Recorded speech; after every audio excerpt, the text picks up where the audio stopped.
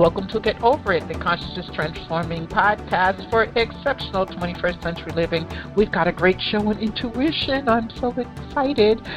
Kim Chestney is with me, and we're going to talk about her new book, Radical Intuition, a Revolutionary Guide to Using Your Inner Power.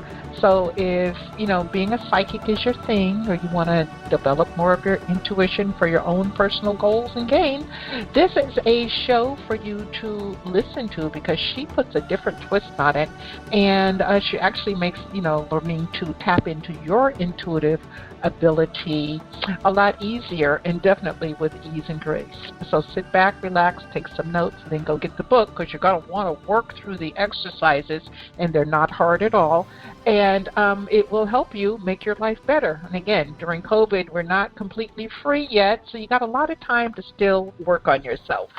Now, the information shared on Get Over It uses intuitive and pragmatic insight to help you shift your consciousness to break through the blocks and release energy that is no longer needed. Yes, we're going to help you let go of the BS that's been holding you back, but you guys know I always ask that question, are you truly ready to? And by the way, folks, BS is a belief system. Excuse me. A bit about me for my new listeners. Intuitive since birth. I'm a third-generation intuitive with over 3 decades of experience supporting people to break through the blocks along their path. I'm a strategist for personal and professional transformation, revealing cutting-edge information that enables you to prosper and thrive.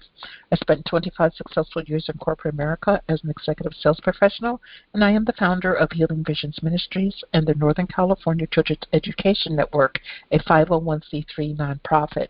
I also authored 2 books. I provide consultations and healings in all areas of life that heal the mind-body-spirit connection, allowing you to live your very best life. My clients tell me that I keep it real while providing them with accurate information to assist them along their journey as a spirit living a human existence. But they also say, if you really don't want to know, don't ask Monique. My background includes a doctorate in metaphysics, Reiki master teacher, ordained minister, and clinical hypnotherapist. So whether you're stressed, depressed, or possessed, I can help. To find out more about me and the services I offer, go to my website, and that's MoniqueChapman.com, and I invite you to like me on Facebook and follow me on Twitter and LinkedIn. My guest today, Kim Chestney, is the author of Radical Intuition, a globally recognized innovation leader and the founder of Intuition Lab. Her work has been featured or supported by leading edge organizations, including, I think this is South by Southwest Interactive, but she can correct me on that, Carnegie Mellon University, Comcast, and HP, Hewlett-Packard.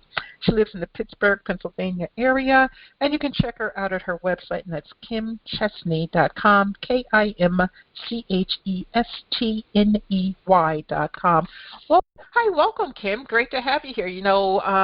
We are taping this during the beginnings of Mercury retrograde, and boy, retrograde has definitely come to visit us during this taping. But how are you, girl? Oh, I'm doing great. I'm so excited to talk to you about all this fun intuition stuff today. Yes, well, I absolutely love your book, Radical Intuition. And the way that you've written the book, it's not the, general, do A, B, C, and D, and voila, you're intuitive. You've really put a lot of thought and reasoning behind it so that the average layperson who might be skeptical or afraid to step into the intuition world, you make it a lot easier. So what is radical intuition? Yeah, so, I've been working, like you, for many, many decades with intuition and helping people to understand intuition and access intuition. But, in my, day career for almost 20 years prior to this releasing of this book, I worked in technology and leadership with some of the biggest tech companies and innovation companies in the world. So, I've always loved intuition. It's been my life passion. But what started happening with me about 10 years ago was I was in these meetings, strategic planning meetings, ideation meetings, and I started hearing people talk about intuition a lot, like technology people, PhD people, super smart people. not just the usual suspects with intuition, So it caused me, I wrote my first book on intuition, The Psychic Workshop, 15 years ago. So I really understood this idea that we're all naturally intuitive. We all have this quote-unquote psychic aspect to our minds that has been largely untapped. But really starting to see this come into the mainstream and seeing, thought leaders, people who have really made huge impacts on society around the globe, starting to understand that intuition is this secret sauce that pervades these really extraordinary projects. So this is where this idea of radical intuition came in, is really making this shift to reimagine intuition, sort of the big picture of intuition, not just how we can access it and understand it ourselves, but how we can use it to change the world and change our lives and make the world a better place. Well, you touched on something, and I was going to ask you about it. So you're so intuitive, you're reading my mind. You said you worked in technology, and I also worked in technology. And when I was working within technology, I met so many intuitives working in technology, more than I have across any other vertical that's out there. Right. What is it with people with the technology and the intuition? Because there's definitely a correlation there. Yeah, and so many people say the same thing. I think we make the mistake of thinking that technology is just about really ones and zeros and sort of left brain thinking, but the reality is technology is very intuitive, and a lot of it because it's tied in with innovation. And if you think about intuition as really something that comes from within, the inspiration, the guidance, the insight, that we really need to innovate and create new projects, create new codes, create new products that are going to do really cool things in the world. Intuition is the secret sauce that really allows us to do these things that technology is all about. With technology, it's always about being new. What's the next new thing? How can we improve this? How can we create something better that's going to serve humanity in a better way? So it's so tied into this inner process of innovation and ingenuity and genius. And a lot of people don't realize that. No, they don't. And does the intuition and the technology and this super sauce that you're talking about, this secret sauce, is it all about living in the super consciousness? Yeah, and I if in the book, I really was doing a lot of research into what is all this stuff about, how do we access this higher information? And I really loved this sort of very simple breakdown of the unconscious, conscious, and superconscious as the sort of intuitive, I call them zones of consciousness, because there are different ways that we live our lives and that we can access information and process information in our daily lives. And most of us are sort of walking around in this semi-unconscious state. And by unconscious, I don't necessarily mean asleep, although I guess that's the most unconscious you can be. Yeah. But a lot of the times, we're walking around and we're just not really aware. We just, go to work and watch TV and don't really think about our place in the universe and how, what we're really meant to do, our purpose. And so when we're in that state, we're still a little unconscious. We don't have access to this higher intuitive side as much as when we start to wake up and we start to say, oh, there's more to life than this. There's something more than I realized. And then we begin this, sort of act of becoming mindful, becoming conscious, becoming aware. And then from there, the next stepping stone, and this is something that people aren't talking about as much yet, but really is the future, beyond mindfulness, beyond being stillness in this moment. That's moving into insightfulness, and that's where the superconscious comes in, where we can access that higher wisdom and that higher genius within us. Okay. Sorry, taking notes and needed to talk. Okay, so you break the intuition down into 3 levels of consciousness, the unconscious, conscious, and the superconscious. And then along with that, you bring in 4 intuitive archetypes, and they kind of, flow in and out together. So explain to us what the 4 intuitive archetypes are. A deeper delve, if you will, into healer, sage, visionary, and mystic, and how we can tap into that energy, or how do we even know that we fit into one of those categories? Right. And that, that's really one of the cornerstones of this book, and what makes it unique is very early on when I started talking about intuition, I would, be asking people, like, what is intuition to you? And what I realized is that a lot of people had very different definitions of intuition. Some people would think it was a knowing. Other people would say it's like a feeling or a creative inspiration or maybe a spiritual experience. So I wanted to understand why intuition had so many different manifestations and really help to, create a framework to understand those different manifestations and how they integrate with daily life. So I ultimately settled on, Carl Jung's model of cognitive function, which really outlines how we interact with the world around us in very simple ways through the basic 4 elements of body, mind, heart, and spirit. These are the ways that we know the world around us, from impressions from our bodies, from our thinking process, our feelings, and ultimately our experience with the beyond. So I created these archetypes to really explain the primary pathways with which our intuition talks to us. So the 4 archetypes are, like you mentioned, the healer, and that's someone whose body speaks to them very strongly with intuition. Like, you might just have really strong gut feelings, or you might be, really good. Your body, you might know what to eat because your body's just so attuned to different foods or diets that are ideal for you, or exercise, things that are really associated with your physical body, that type of intuition.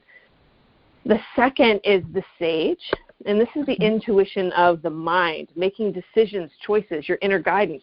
People who are really natural sages are usually like counselors, teachers. Even if you're a friend who's really good at giving guidance to the people around you, you're just plugged into that inner knowingness that flows through your mind and helps you to help others make choices as well as yourself.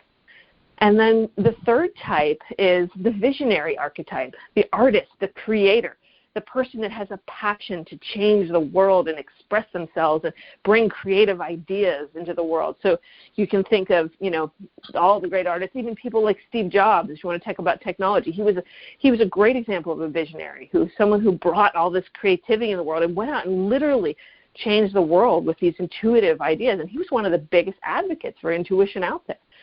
And then lastly, the last archetype is the mystic, and that's the archetype of, the spiritual intuition, the intuition where we can really connect and know God or the universe, whatever word you use for source, where you feel that oneness that pervades all of life and are able really to touch in to the levels of consciousness that are higher than our everyday reality. And folks, if you're confused about what channel, if you will, that you fall under, she has this wonderful quiz pretty early on in the book, and it's a quiz to discover your intuition affinity, and it's pretty simple, and you just answer the questions, and then it's like voila. But the one thing I discovered, Kim, when I was taking your quiz was I was like a cross of all. I just crossed the spectrum. Is that possible, truly, or was I just giving myself an ego pat? No, that's ideal. That's ideal because that just says that all 4 pathways are open and flowing with you. And I'm not surprised at all because you're such a naturally intuitive person and you've made this such a part of your life. So if you're a professional intuitive, you've been studying this, you know that it's not at all uncommon for you to score very highly on all 4 of those. Most people, what I find, who take it, just like the regular person who's picking up this book for the first time and really exploring this, most people have like 1 or 2 areas that they've already been using their intuition, and they may or may not be really aware of it. And then a couple areas where they still need to open up a little bit more. And ultimately, we use all of them. We all have our own secret blend of all 4 of them. And this book really just teaches you how to be aware of these 4 pathways and then really to open them up so that you can start using all of them better and every day. Looking at medical science, they're saying that, light energy is the future of medicine.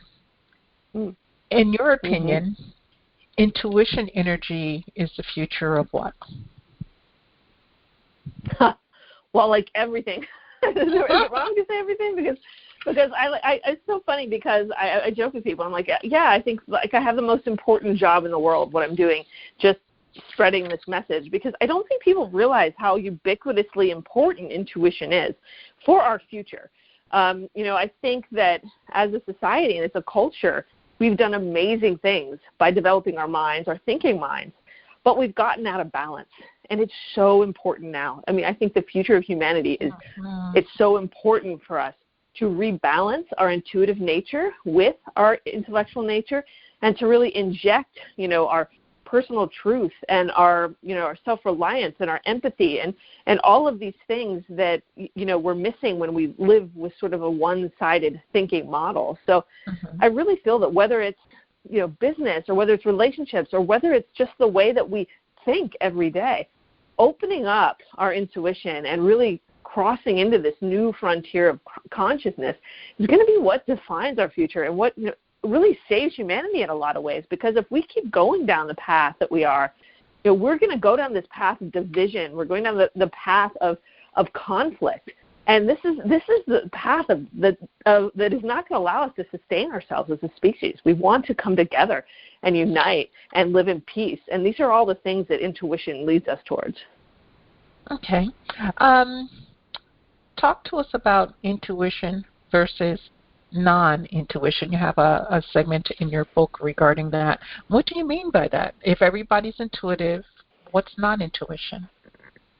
Well, so a lot of times, you hear people talk about intuition. They say, well, you have to listen to that voice in your head. Well, we want to be sure that we're listening to the right voice in our head, because actually there's a lot of voices in our head, right? And we know that. Like we have critical thoughts, we have feelings, we have emotions, we have imagination. So there's so many different, voices in our head in a lot of ways that we need to learn how to align with that true north of our authentic intuition.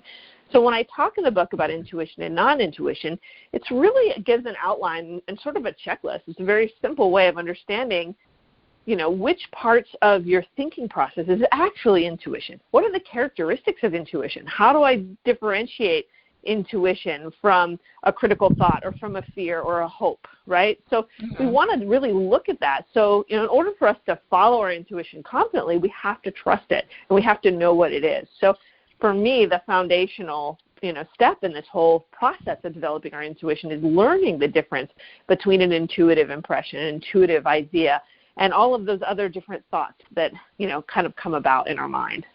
Okay. Well, folks, we're speaking with Kim Chestney. She's the author of Radical Intuition, A Revolutionary Guide to Using Your Inner Power. You can check her out at her website, and that's kimchestney.com, KimChestney.com. Kim, I intuitively work with this work all the time, this energy all the time. How important is it to be grounded and to use protection when you're utilizing this energy? Oh, yeah. And this is a great conversation. I'm glad you brought it up because, and I do touch on it a little bit in the book because it's very important because energy, is subject to the law of attraction, just like everything else. And we want to be sure that when we're using our intuition that we are in a high vibration place, that we're coming from this place of love and joy and openness and radiance, because that's not only is that the best way to touch in with that higher information, because the information of intuition comes from above. It comes from the superconsciousness. It comes from these really fine, subtle dimensions that are on a higher vibration. So by pulling ourselves up to a higher vibration, it's much easier for us to access those intuitive impressions and ideas. But also, when we're in a low energy state, or if we're around low energy people or in situations that are heavy or dense, that can create a road blockage for us when we work with intuition, and also really can bring us down in a lot of ways. So it's so important. I always tell people when they work with their intuition to start with a meditation, an uplifting meditation. Always smile. Smiling is the number one tool. When you're in a meditation, just put a smile on your face and you will immediately feel better. Whether you feel good or not, it will help you to uplift yourself. So yeah, I think that's really important, and because we don't want to open ourselves up to anything that might be get us off of our center or lower our own vibration. So how do you know if it's truly intuition or if it's non-intuition? What are the words or the feelings that would come about? Say if you have a question, is it safe for me to go to the grocery store? And you just ask, right. Is it safe for me? So how do you know if the information that you're getting is really intuition or if it's just your ego consciousness taking over? Right. That's such a good question. And in the book, there's an actual checklist I think I put together of a list of things that you can do to start to get to know, what's a real intuition, what's not intuition. But to start, one of the characteristics that's so important with intuition is knowing that it's something that just arrives out of nowhere. It's not something you think. If you're thinking something through or rationalizing something, then quite often that's your mind instead of your intuition. Your intuition will sort of give you that simple knowing or that simple feeling that just comes to you and just abides. So, really tuning in to how you feel about a situation, checking in with yourself. Does it feel right? Does it continue to feel right? Because intuition, the truth doesn't change. The truth stands. So it's something that you'll be able to touch into and come back to, and it will still feel the same. It'll still feel like the direction and the guidance is the same. So listening to the way you feel, paying attention to those little ideas, notions, impressions that come to you instead of are being created by the mind. Those are two of the things that are really first steps in starting to really tune into your intuition. Okay. And you say that intuition works with the heart. So what is the heart of intuition? And is it a big heart or is it a small heart or does it matter?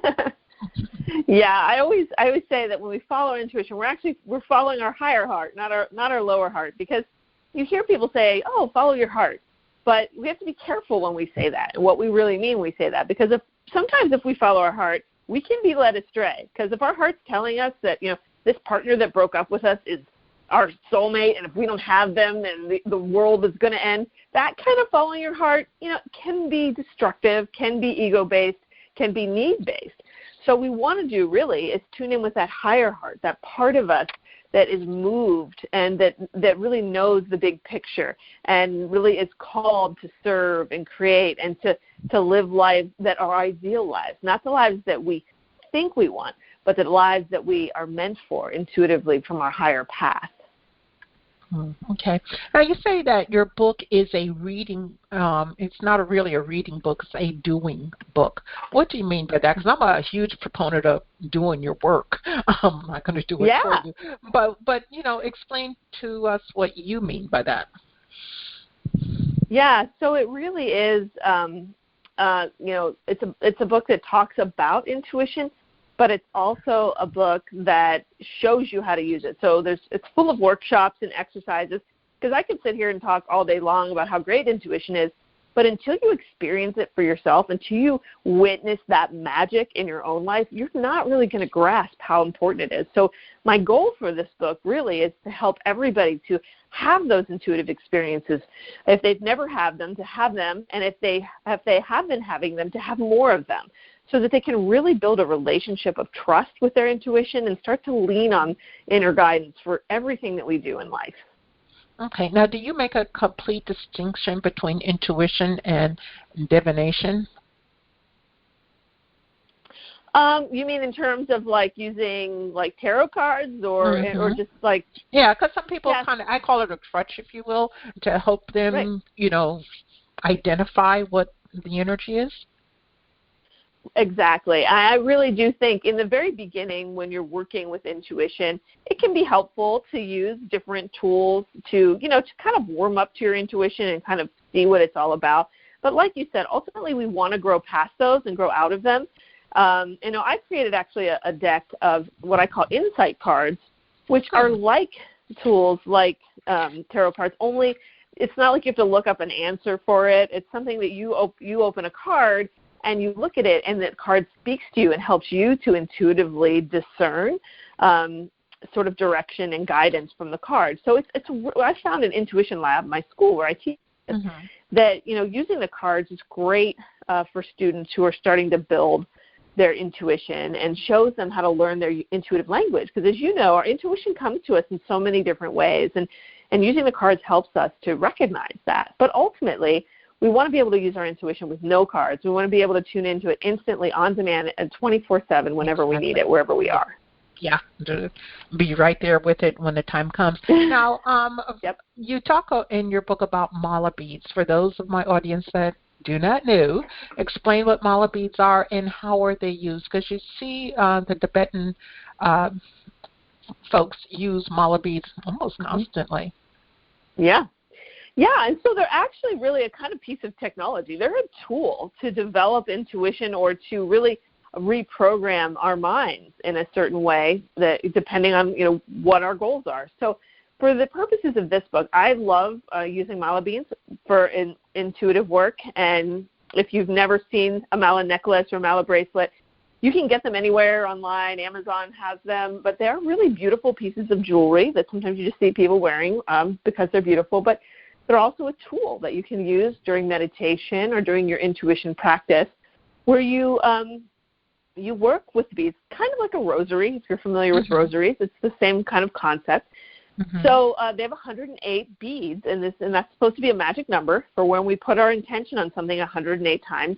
It's supposed to set in and really sort of become part of our being. So it's a wonderful affirmation tool. For instance, if you want to, say you're not feeling well and you want to feel better and you want to feel stronger, you can use your mala and repeat your affirmation, I'm strong, I'm healthy, I'm strong, I'm healthy, 108 times. And this sort of helps you to actually embody that energy. And you can use it for intuition, too. You're opening to your intuition, and you can create any affirmation you want during this process to help sort of retrain your brain to start thinking intuitively. Okay. I like that, retraining the brain so that we get out of our head, if you will. And, Exactly. just to me, that's cool stuff, as a friend of mine said. Yeah. That's cool beans. Cool You also talk in your book about being self-actualized. What is being self-actualized? Yeah, and that's something that's really important. It's sort of the end goal of intuition. It's really for each of us to discover who we really are, and not just to discover it and know it, but to live it. Because intuition is a two-part process. First, we have to learn to recognize it. What is it? How does it feel? How do I understand it? But then the most important part is that we follow it and that we bring it into action in our life. So this process of self-actualization, you'll hear the great yogis talk about self-actualization, self-realization, things like that. And ultimately what that means is that's when you really align with your truth, who you are, your path, and your purpose, and you live it fully in your life with full authenticity. And, one of the things that, comes with this is this idea that authenticity is a measure of our spiritual awakening, of our intuitive growth. Because once we know who we are and we're connected with that person, we're no longer, wasting time trying to follow other people's dreams or trying to be someone that we're not, because we're solid in our truth and living from our own center. But how can we get to that point where, something's been drilled in your head, since birth? You're going to be a doctor, and you're like, well, I can't do physics. I don't want to be a doctor. But you've been programmed so much. How do you get out of that programming cleanly, if you will, to delve into what and who you truly are, not what others say you're supposed to be? Yeah, and again, that's another real core idea of this book, because intuition is all about overcoming our conditioning, and we all have been conditioned in so many ways, even from our childhood, from our parents, from our teachers, from our peers, from the world around us and all the expectations. So it does take a little bit of deprogramming. It takes some time, and that's part of what this idea of radical intuition is. It's about making that shift from defining ourselves by that world around us and what everyone else has told us, to shifting to defining ourselves by what we know we are within, the truth that we know.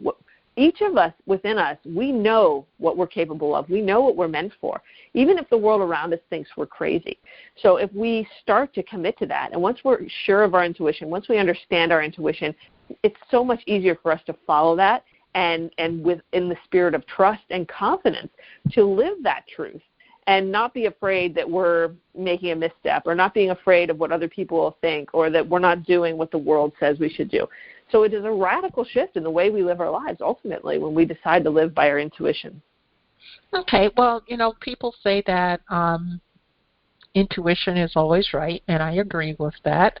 My personal take is that if the answer, quote-unquote, answer is wrong, it's your interpretation on it. But what are your thoughts around that intuition is always right, and people adding their own personal interpretation to it as opposed to sharing information just as it is for others, or receiving the information just as it is for themselves? Yeah, I agree with you. It's impossible for intuition to be wrong because intuition is by nature truth. It is truth.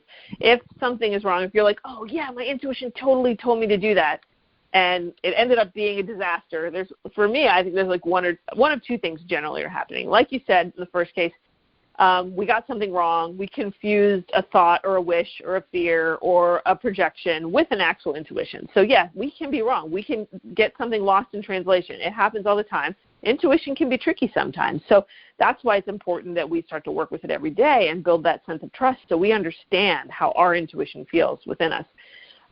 So we could get the intuition wrong. But another thing that happens sometimes is people don't see the long game. We might be drawn to say, oh, my intuition is telling me to take this job, and I'm going to go and I'm going to follow it and I'm taking it. Well, what if I end up getting fired from that job a month later? And I say, oh, that was like my intuition failed me. But what if I'm not really thinking? What if I met someone on that job that actually led me to a better job, and then I ended up ultimately getting a better job from a person I met at that job, even though that job didn't work out? So sometimes intuition sees further ahead than we do, and what seems like a mistake may actually just be a stepping stone. Okay, well, so many people get caught into that mistake trap. I had a client call the other day and, senior level management and wanting to make changes and this, that, and the other, and couldn't do it because they felt that their intuition was telling them the wrong thing to do. So it's interesting how, I guess, societal pressures or even your family pressures can sometimes skew the information that you're receiving, or at least your lens on the information that's being received? Does that make sense? Oh, absolutely. Yeah, and I'm sure you know this from doing your work when you're working with clients and you're using your intuition. It's so much easier to use your intuition with people you don't know than it is to use it with your friends and family or even yourself, because you have so much personal investment involved in your personal situations. It's harder to differentiate those thoughts in your head. But when you have that blank canvas in front of you, a person that you don't know anything about, then it's easier to trust your intuition because you know that stuff is coming in without your mind and your judgments getting in the way. Yeah, and don't worry about being right or wrong. Just share the information as it comes. And that's what I do. Give what you get. That's right. Give what you get. And they can perceive it as being correct or incorrect, and either way is fine. I once worked a booth in New Living Expo, and a lady sat down and I gave her a reading, and the more I said, the angrier she got, and then all of a sudden she stood up and yelled so the whole looked like auditorium could hear. You don't know what you're talking about, da da da. And I'm like, okay, fine, here's your money back, thank you very much. The next year she came back and she yelled equally loud that I knew what the heck I was talking about, and everything I told her came out to be true. So sometimes people are not ready to hear what the intuitive has to say. So how can you get past that when your own intuition is telling you that and you're not ready to hear? Yeah, now that's a good question because, and I too have had similar situations where, people don't want to hear the intuitive information, whether you're ready or not. Some people just don't want to hear it because it would involve them making changes that are uncomfortable or scary or accepting a truth that they don't want to accept. So, in our own lives, I mean, all I can say, and I'm sure we've all been in a situation where our intuition has been telling us to, get out of a situation that's bad that we just don't want to get out of, or to make a change that we might not want to make because it's scary or whatever. So it is a boundary or a barrier with intuition. But when we get into this intuitive headspace, we really have to get comfortable getting outside of our comfort zone. And that's key, because if we don't want to take that chance and that risk on our intuition and really trust it and follow it, then we're not really committing to our intuition. We're only committing, we're not all in. It's just we're half one foot in the water, and you can only get so far that way. So ultimately, I think it's a process of development, of transformation, evolution over time, as you set an intention on, going with the flow of life and accepting what life brings you and being open to the possibilities. If you get into that mindset, you become more open to it over time. So sometimes it might just take a little while to get into that right headspace. Okay.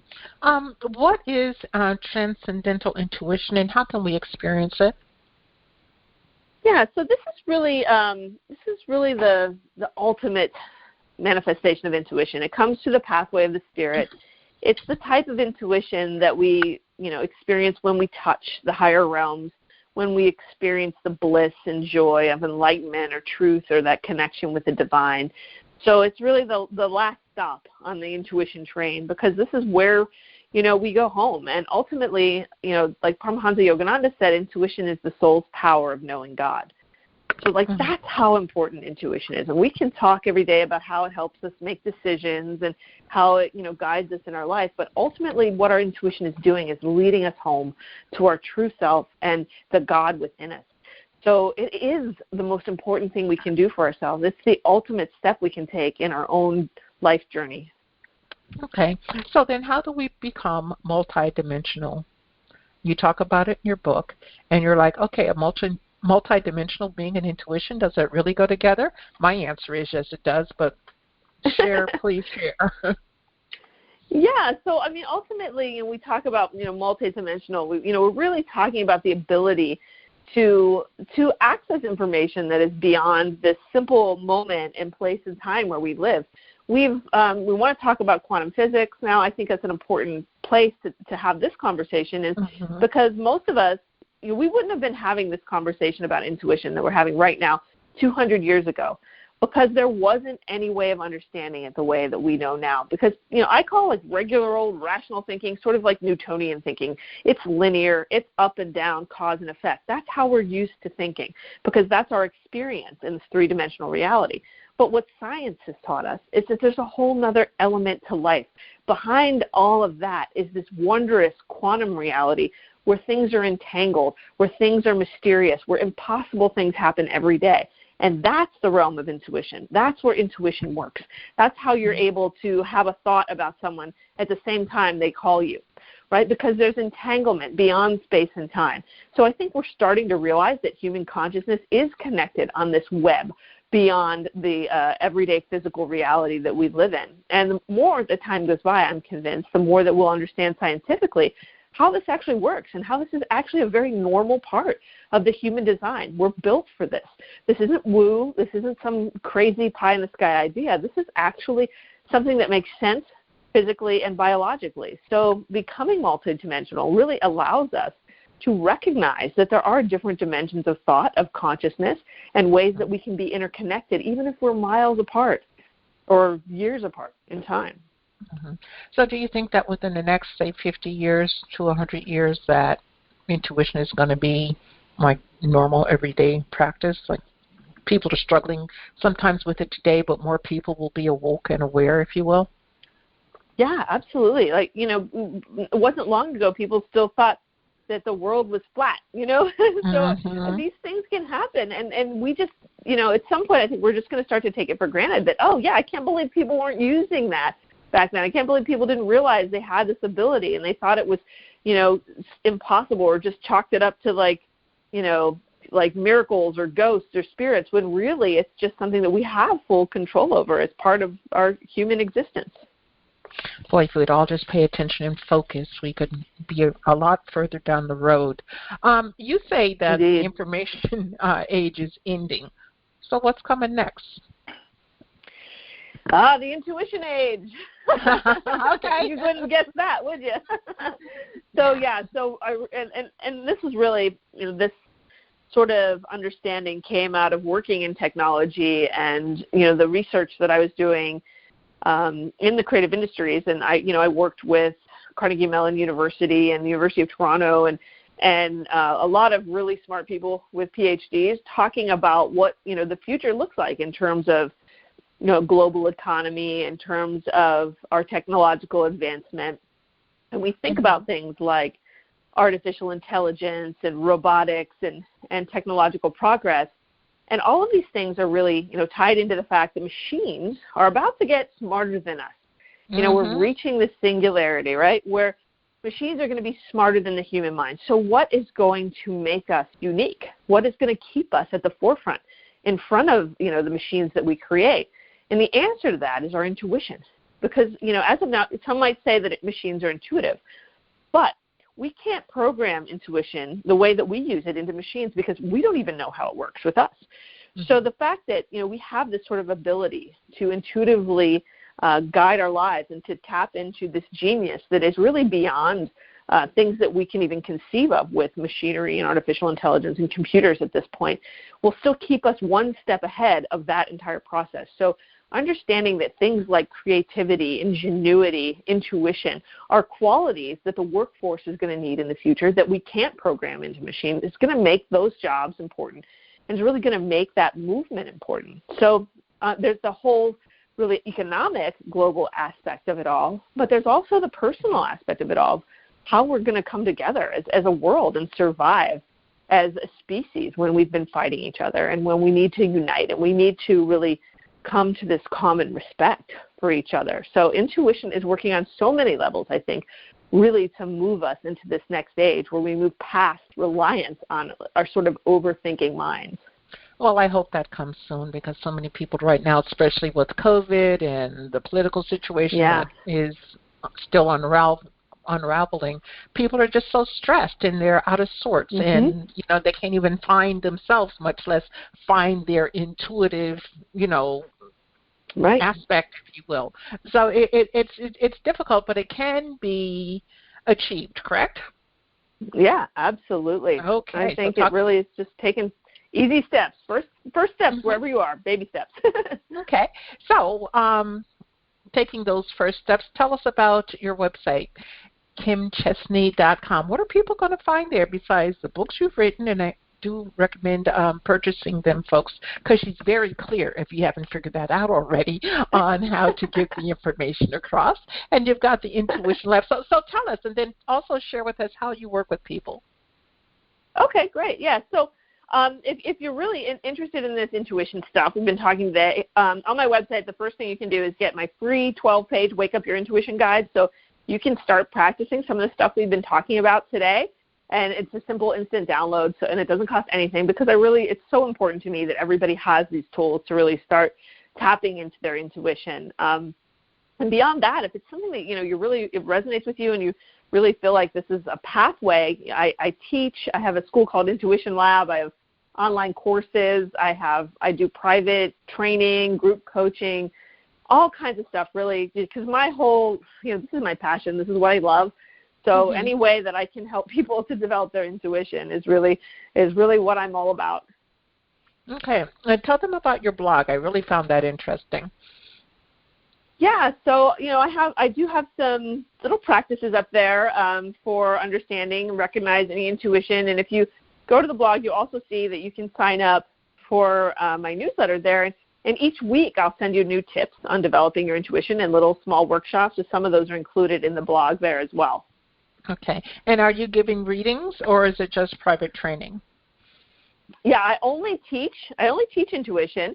I don't give readings anymore, because as an intuition teacher, you're going to get a little some when you talk to me. Like that's just how it works. But my mission is to empower my students and my clients to start to train their own intuition, so that they can kind of rely on that moving forward and be empowered that way. Yes, that's how I am. It's like, I don't want to work with you on the same issue for 5 years, because you're not doing the work. You're just coming to me to put a Band-Aid on it. And Exactly.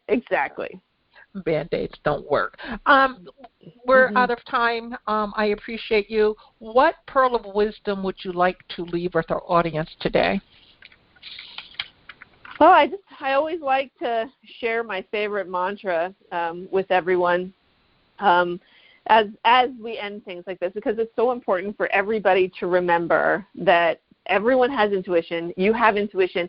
Even if you don't realize that you have it, your intuition is always there for you to get you back on track. So the little mantra that I recommend doing, if you want to get one of those mala bracelets or beads or necklaces, or you want to bring it into your meditation, is, I will trust the wisdom of my insight to inspire and guide my life.